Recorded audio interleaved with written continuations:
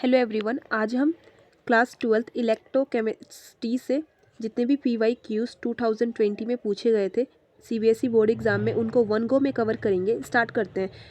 Coles law given the following relation for the strong electrolytes. अब देखिए यहाँ पे एक रिलेशन गिवन है और इसके बेसिस पे क्वेश्चन है which one of the following equality holds, मतलब इसमें से कौन सा करेक्ट ऑप्शन है फॉर द गिवन रिलेशन। यहाँ पे एक रिलेशन गिवन है lambda equal to lambda not minus A root में सी। और सी क्या है? कॉन्सेंट्रेशन है। तो इसके लिए कौन सा ऑप्शन मोस्ट अप्रोप्रिएट है? तो देखिए इसमें क्या बोला है, lambda equal to lambda not as C equal to 0। अगर सी 0 हो जाएगा तो ये दोनों क्या होंगे? इक्वल होंगे, यानी आपका option C is the correct option. ठीक है।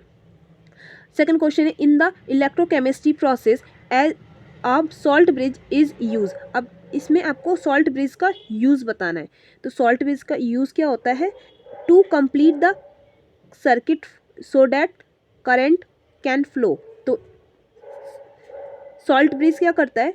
वो कंप्लीट करता है सर्किट को, जिससे करंट क्या करे? फ्लो कर सके। ठीक है, ये आपका करेक्ट ऑप्शन हो जाएगा। इसके बाद असर्शन रीजन गिवन है, असर्शन रीड करते हैं।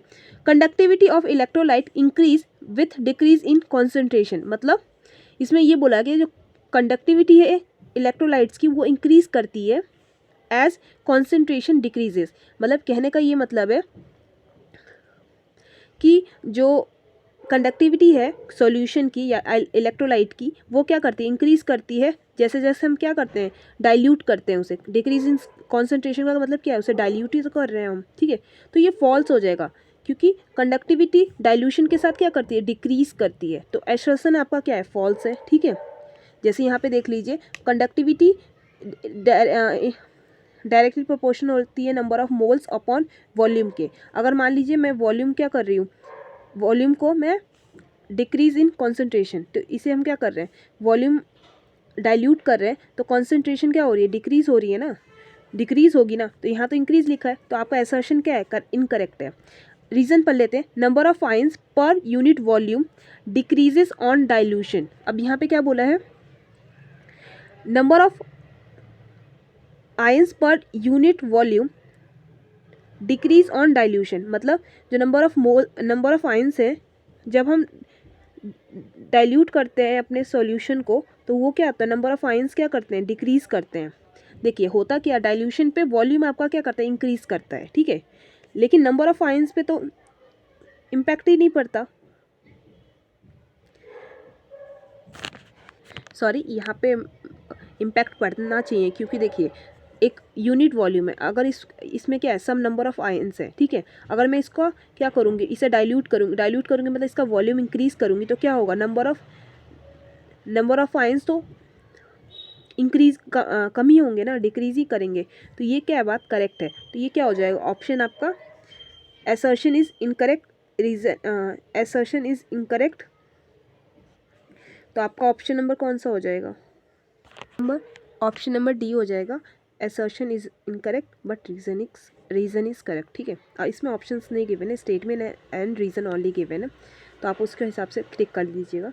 अब देखिए ये क्या है? सेकंड जो है, अब जो नेक्स्ट क्वेश्चन है वो एक न्यूमेरिकल है। न्यूमेरिकल को अभी सॉल्व करेंगे, इससे पहले जो वन वर्ड क्वेश्चन है उनको डील कर लेते हैं। अब देखिए यहाँ पे क्या बोला है, ये इसके ए बी पार्ट दोनों ही है। तो फिफ्थ क्वेश्चन है name the cell use in hearing aid and watches. आपको बताना है कौन से सेल्स जो है यूज़ की जाते हैं हियरिंग एड्स ऑन वॉचेस में। ये होगा मरकरी सेल। मरकरी सेल का हम यूज़ करते हैं वॉचेस में और हियरिंग एड्स जो डिवाइस होते हैं उसमें। ठीक है, इसके बाद बात करते हैं how much charges in terms of faradays is required to reduce 1 mole of MnO4 negative to Mn2+। अब इसमें क्या दिया है कि आपको बताना है कि फराडेज के टर्म्स में आपको चार्जेस बताने हैं। ठीक है, कब? जब क्या हो? यहाँ पे Mn4 जो Mn है आपका Mn4 नेगेटिव से Mn2+ में जाए। ठीक है, तो यहाँ पे देखिए क्या करेंगे, सबसे पहले हम इसका क्या करेंगे? ऑक्सीडेशन स्टेट निकालेंगे। तो ये देखिए इसमें इस Mn4 नेगेटिव, तो Mn को हम X कंसीडर कर लेंगे, इसमें प्लस करेंगे। अब ऑक्सीजन का क्या होता है आपका? वो होगा आपका -2। करेक्ट, माइनस का 2 मल्टीप्लाई करेंगे 4 इक्वल टू में देखिए -1 है तो ये -1 हो जाएगा। इसे कैलकुलेट करेंगे तो x की वैल्यू क्या कितनी आएगी, 7 आ जाएगी। अब देखिए 7 प्लस से वो क्या कर रहा है, 7 प्लस से 2 में जा रहा है, मतलब Mn का ऑक्सीडेशन स्टेट पहले 7 प्लस था, अब क्या बना, Mn 2 प्लस जा रहा है, यानी 7 नंबर 5 इलेक्ट्रॉन का क्या रिडक्शन आ रहा है, ठीक है, reduction of 5 moles of electrons का रिडक्शन आ रहा है, ठीक है। तो यहाँ पे क्या करेंगे हम,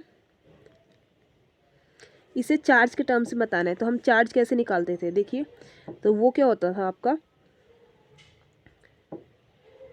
charge equal to n into F.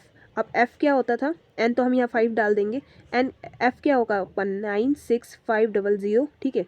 अब इसे मल्टीप्लाई कर देंगे, जो आंसर होगा ये आपका इतना चार्ज हो जाएगा इन टर्म्स ऑफ फराडेज, ठीक है। मल्टीप्लाई करेंगे 30, ये 3 कैरी, ये होगा 25 होना चाहिए, 2 कैरी 32, 3 कैरी, और यहाँ पे क्या 45 में हम 3 प्लस करेंगे तो कितना आएगा 48, तो ये आपके कितना आ जाएगा, ये आपका चार्ज आ जाएगा इन टर्म्स ऑफ फराडेज, ठीक है। तो यहाँ पे लिख देते हैं 482500, ठीक है। कितना क्लियर है। अब बच्चा हमारा न्यूमेरिकल वाला क्वेश्चन ये, ठीक है। न्यूमेरिकल वाले क्वेश्चन को हम ब्लैंक पेज पे करते हैं। आइए क्वेश्चन रीड करते हैं। देखिए, a steady current of 2 ampere pass through 2 electrolytes A and B cell, ठीक है, containing electrolytes ZnSO4 or SuSO4, CuSO4 connect in series, 2 gram of Cu deposit at cathode of B। अब यहाँ पे क्या